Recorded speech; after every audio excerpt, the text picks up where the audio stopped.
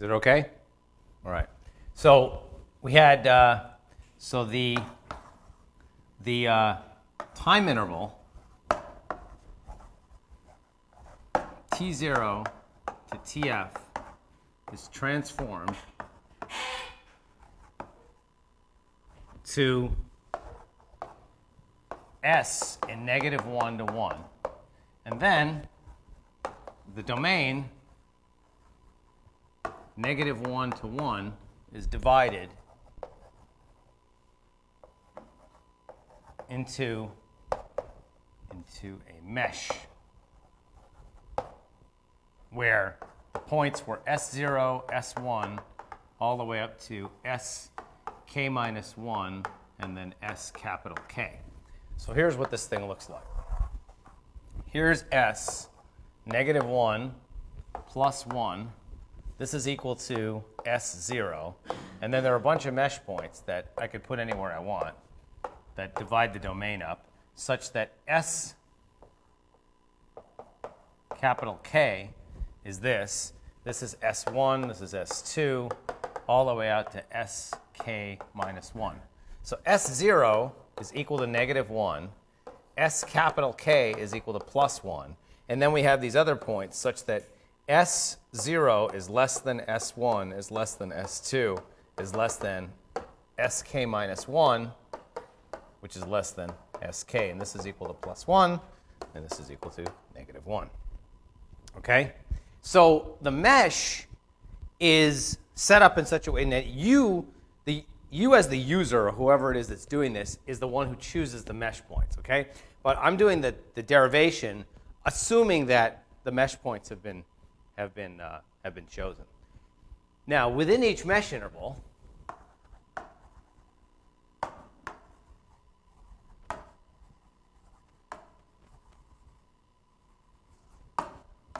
SK minus 1 to SK, we had the following, that the state in that mesh interval was approximated by some function, which I called this is S,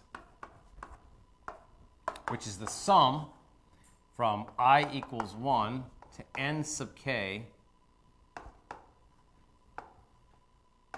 plus 1 of x I k L I k of S, where the Lagrange basis is the standard Lagrange basis that's used for the Riddell method. L I k of S is equal to the product from j equals 1 up to n sub k plus 1 plus 1. J is not equal to I. Tau minus tau j, tau I minus tau j. Now, if you look at that, you see that in the process of doing this, in each of these intervals, we've defined the Riddell points. Sorry, this should be S minus Sj, S minus Sj. Where the points here, now, if you got to be really careful here, where within any of these intervals, K's here, okay, where S1k all the way up to Sn sub k are the LGR points in Sk minus 1 to Sk, all right? And the thing that you have to keep in mind here, these are not defined on the interval -1 to 1 anymore. They're defined on the interval Sk minus 1 to Sk, right? And in the process of doing that, now when you do the state approximation, now you differentiate it. So when you differentiate the state, so differentiating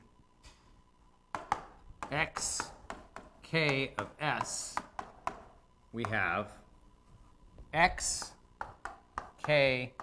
of S dot is approximated by capital X sub k of S dot, which is equal to the sum from I equals 1 to n sub k plus 1 of x I k times L I dot of S k. Right, now all I've done there, I haven't actually done any collocation yet. So then, we then collocate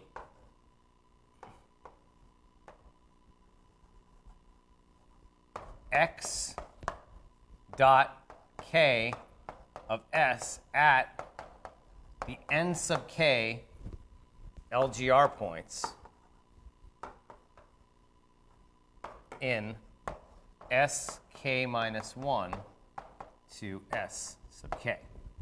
So when you do that, what do you get? Well, I'm taking these derivatives and I'm going to collocate them at all these points. So I get the sum from I equals 1 to n sub k plus 1 of x I of S times Li dot of k evaluated at S sub j, which is equal to what? Well, my dynamics have this transformation, which I told you involves this Tf minus T0 over 2, and then you've got f of x j k and u j k, and then you've got tj, or, well, s sub j k, and then you've got T0 and TF that come out of that. Okay? Where what I did was, I took the original problem, which is defined on time, and I did the transformation that took me to the domain negative 1 to 1, which makes all of the dynamics in each of the domains look like this. So you started with dx dt is equal to f of x of t, u of t, and t, and then we did a transformation which said that dx dt is equal to dx ds times ds dt, which is equal to f of x of s, u of s, s, t0, and tf, and then ds dt is equal to 2 over tf minus t0. So this gives you that dx ds is equal to tf minus t0 over 2 times f of x of s, u of s, s, t0, and tf. So that's where this comes from. Because this derivative here is being taken with respect to s. It's not being taken with respect to t. Okay? So now, when you look at this equation over here, you now can see that the coefficients, I've got Li dot k of Sj, which is the same thing as Dli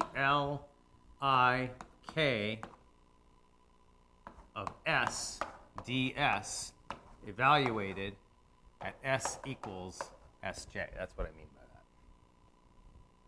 Now, if you look at that, you'll see that, well, that gives you a matrix, right? So the way we write that is we say let Li dot k of Sj equal. So if I keep the indexing consistent with the way that the fact that I'm doing the summation over I would let that equal d j I k, which is the Radau differentiation matrix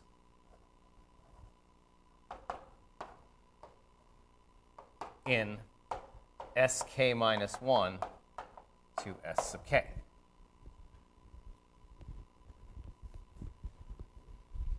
And you got to know where the indices go on this, right? J goes from 1 up to n sub k, because they're n sub k LGR points. I goes from 1 up to n sub k plus 1, because my initial state approximation is across all the points in the interval. So now if you look at this, you'll see that this actually lends itself to a really nice structure, because what I'm doing is the way the state gets approximated.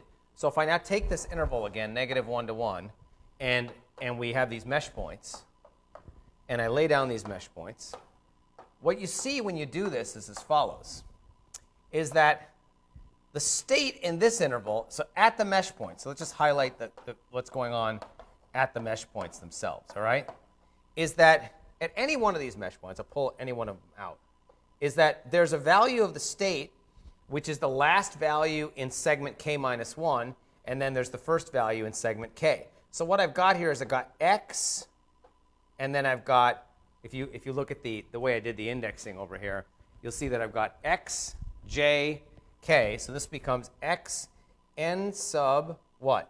Well, let's suppose that this is sk minus 1, and this is sk. So what I've got here is I've got the last value of the state in mesh interval k. And so the last value of the state in mesh interval k is what? And this is sk plus 1. What's the last value of the state in mesh interval k? It's going to be n sub k plus 1, x n sub k plus 1 in mesh interval k, right?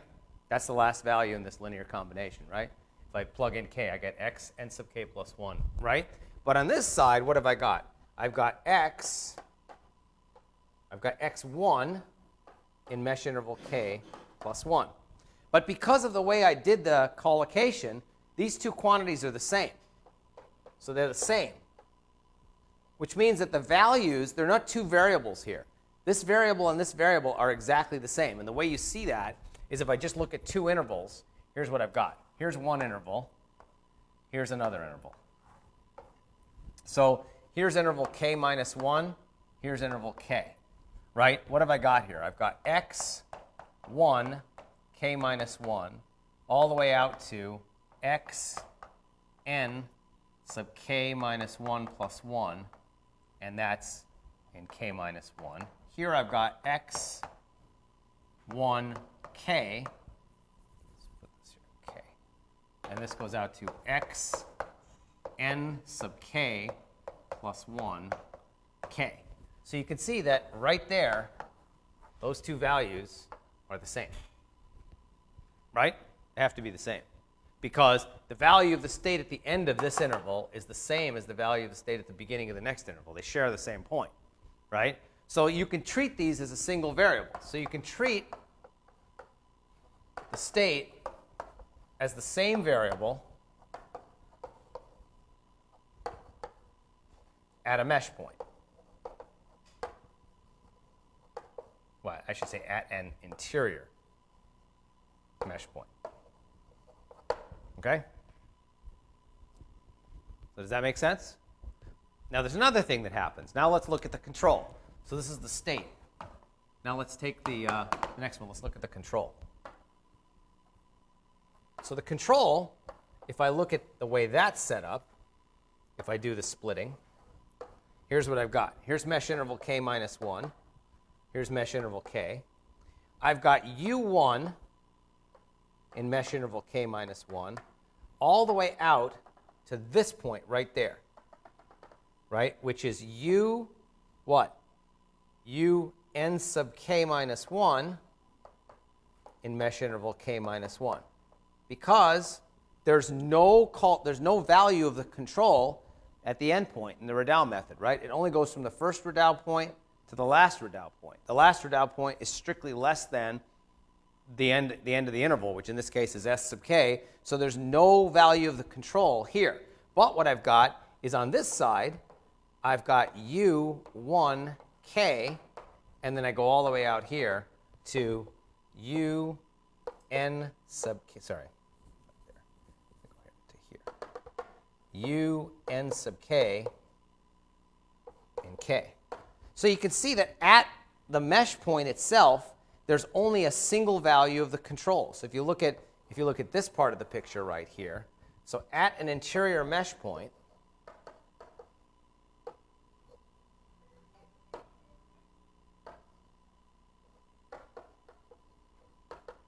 only one value of the control. One value for the control.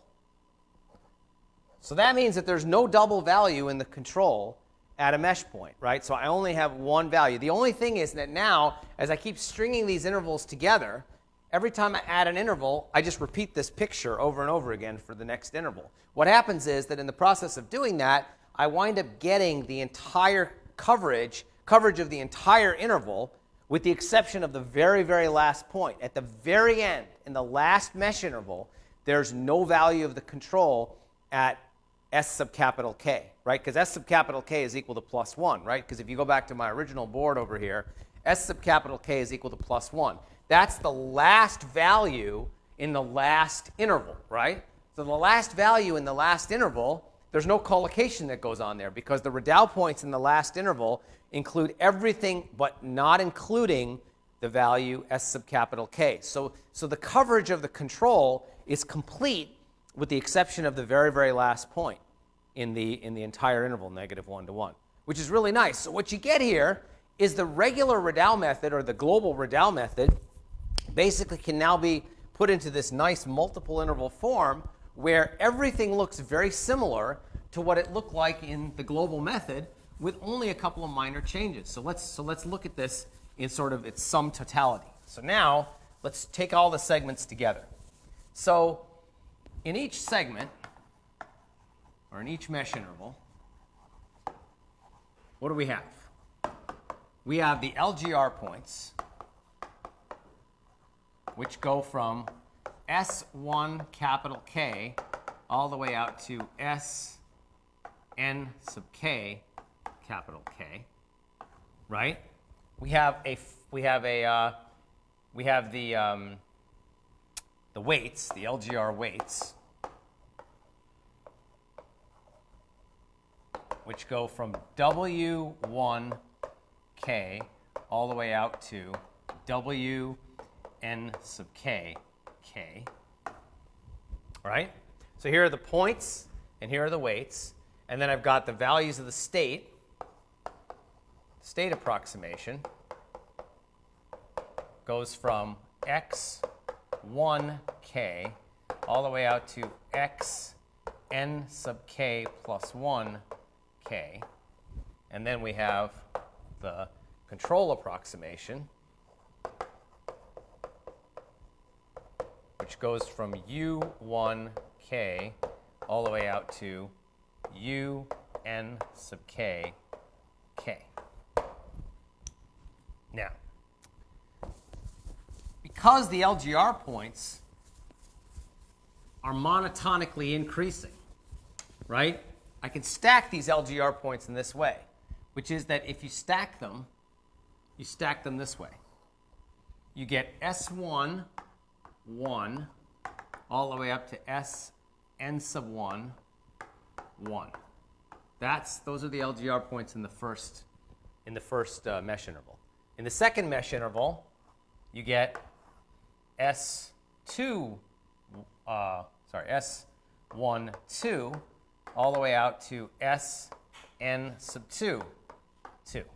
And then you keep doing that until you finally get to the last interval, which has SK1 all the way out to Sn sub k.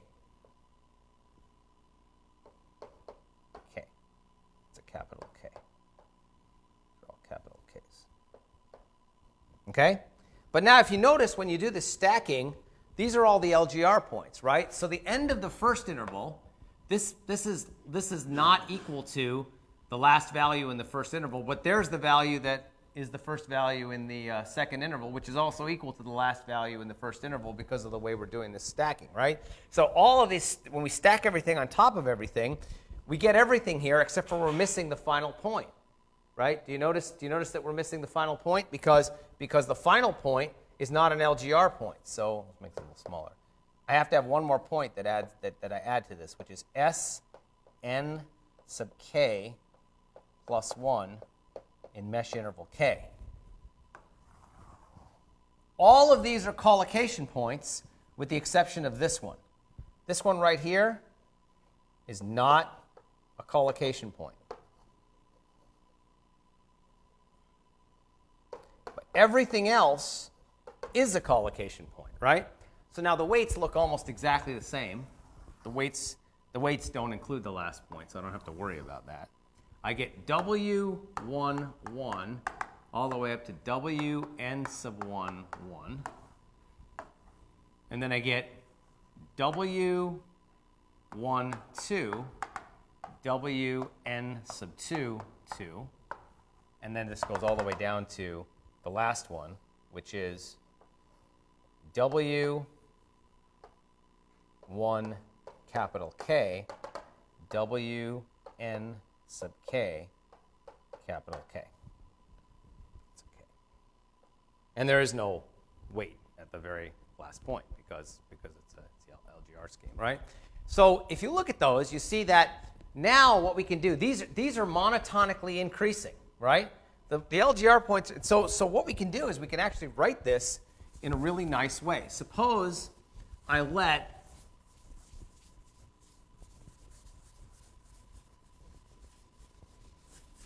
this big vector of weights, suppose I just let this whole thing equal W, okay? It's going to let the whole thing equal W.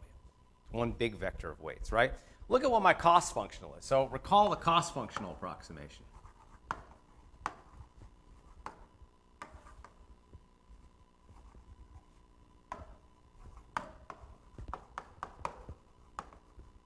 What did it look like? J was approximated by what? Phi, which is a function of x1, 1, right? X n sub k plus 1 k, and then there was a t0, there was a tf in here, right? Plus the sum, well, there's a tf minus t0 over 2 in front of this whole thing, from k going from 1 to capital K, right? And then my LGR, my Redau quadrature, where j goes from 1 to n sub k, and then I've got W j k times L j k, where L j k is the value of the Lagrangian in that interval. If I want to be more specific about this, it's LK evaluated at x j k u j k and then s j k and then t0 and tf. So now you can see that because the way the weights are stacked up here and because I'm summing across all the intervals, this whole thing can be written like this, which is just phi of x1, 1, x n sub k plus 1, capital K, t0, tf, plus tf minus t0 over 2 times W transpose times L, where W is that big vector that I just created over there. That looks exactly the same as what it looks like in the global Redau method. There's no difference. The only thing I've changed is the fact that I'm now stacking all of the LGR weights in each of the segments on top of each other. You get the exact same form that you got before. There's no difference in the mathematical structure. It's identical, right? The thing that's different is what's going into these numbers is different. But that's the first part. Now let's look at the collocation of the dynamics, because the collocation of the dynamics has a really nice structure associated with it too. So let's now look at the dynamics. So now look at the collocation equations.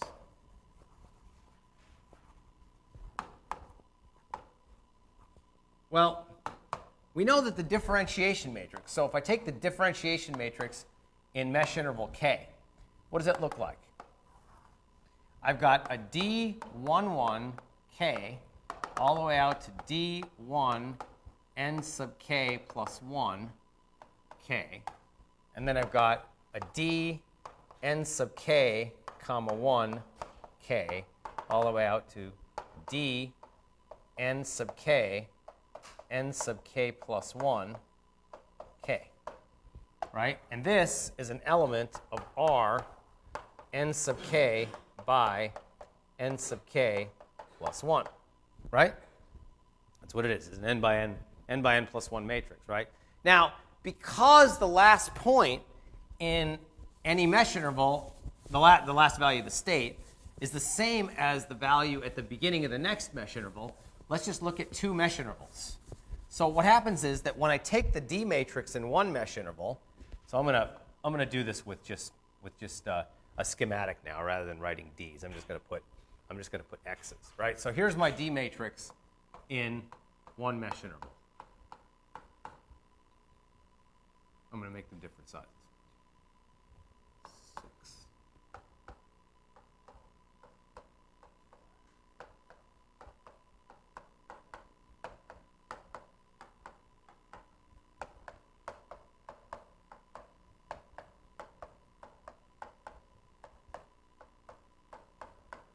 Okay, there's the D matrix in the first in one mesh interval. Okay, I'm just denoting it with X's. It's got some number of collocation points associated with it. Now let's do the same thing in another mesh interval. But look at here.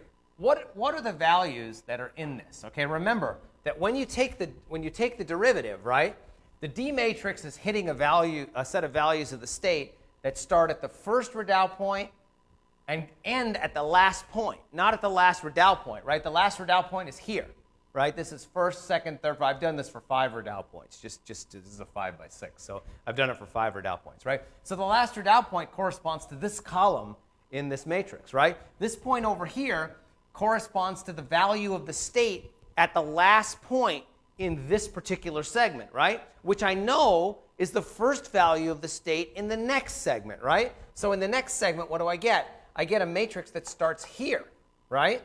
And it goes over this way.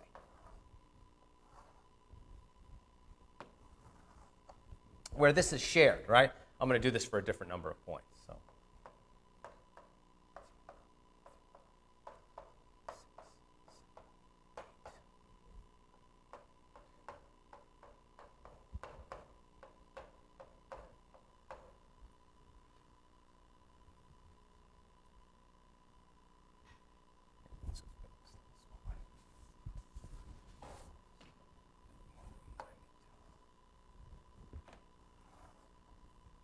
Then I'm going to fill all these in. I'm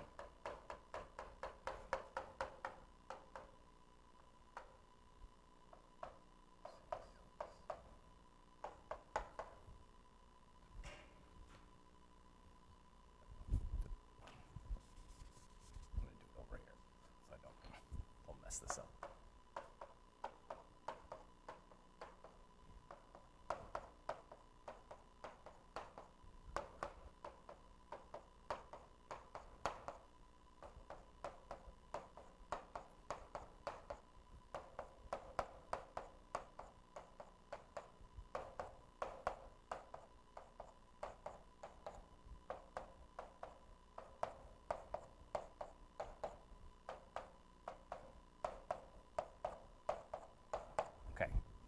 So those are my two matrices, all right?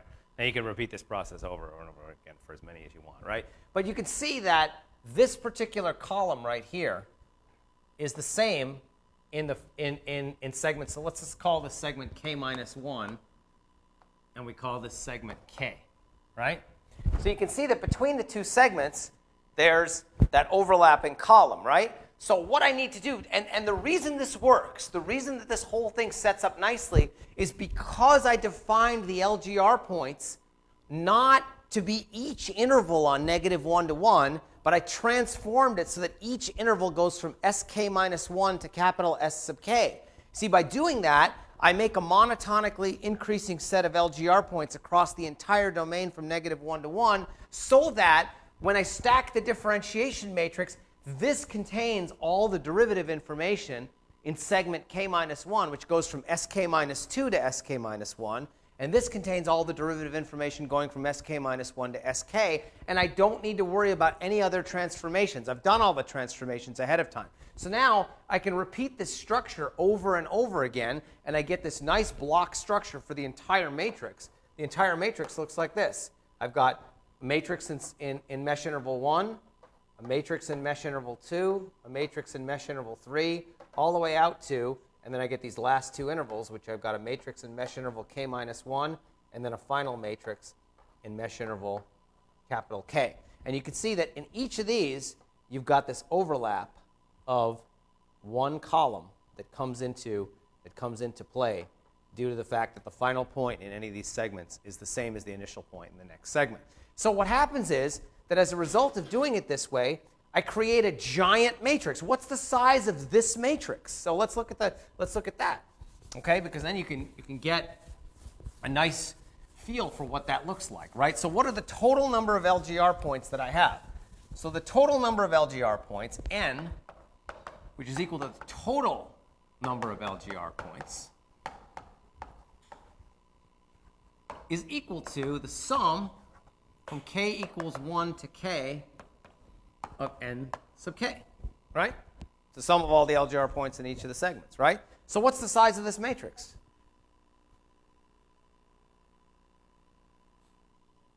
It's n by n plus 1.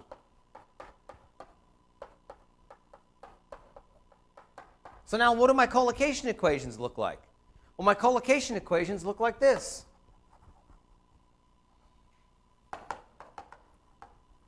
Then look like d times x is equal to tf minus t0 over 2 times f, where what's this x? This x is simply all of those x's stacked on top of one another. Every single one of them stacked all on top of one another. It's x1, 1, all the way down to xn sub capital K plus 1,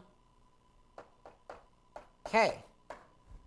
Right? Because I have n LGR points in the, I have n sub k LGR points in each segment. The sum totals n, so this is going to be n plus the final point, which is 1, which is how many columns I have in this matrix. So that's a conformal multiplication there, right? This is n by n plus 1. This is an element of R n plus 1.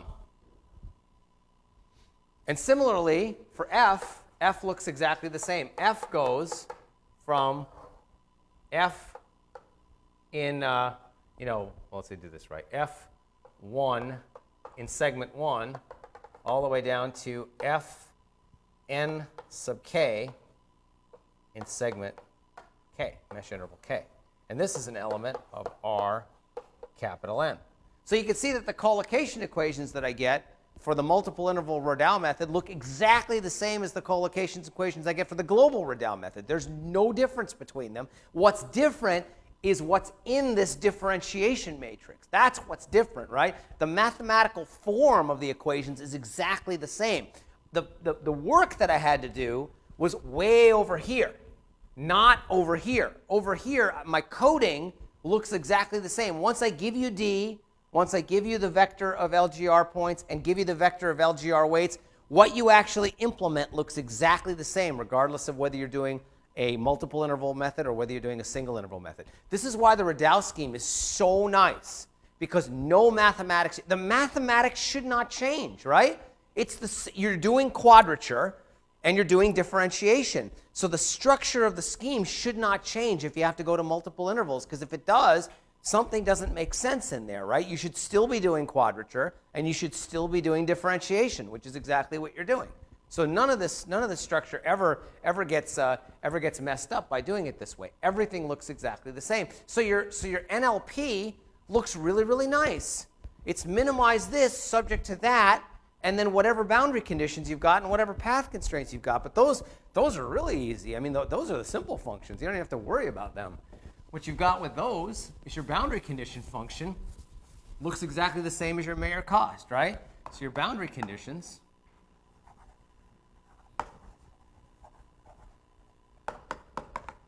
looks like this. You've got phi is going to be a function of x1, 1. It's also going to be a function of xn sub capital K plus 1k, t0, and tf. What does your path constraint look like? The path constraint looks like C evaluated at, now let's be careful here, all right? I called X everything that goes from 1 to n sub k plus 1. So what I'm going to do is I'm going to call this thing X tilde U and T0, TF, and S tilde. There's a reason why I'm going to call it that, because X tilde excludes X n sub capital K plus 1 K. S tilde excludes S n sub capital K plus 1 K. All right? So you basically just delete the last value here and delete the last value there. And that's how you do, that's what you define X tilde as, right? Because the collocation only takes place at the Redal points, and U, just for clarification, just to make sure that everyone gets this, so we're not leaving anything off here. U, I'm defining to be U11 all the way up to U n sub 1, 1, and then so that, and then this goes down to U 1 K all the way down to U n sub K K, and then just for completeness, let's define X, in more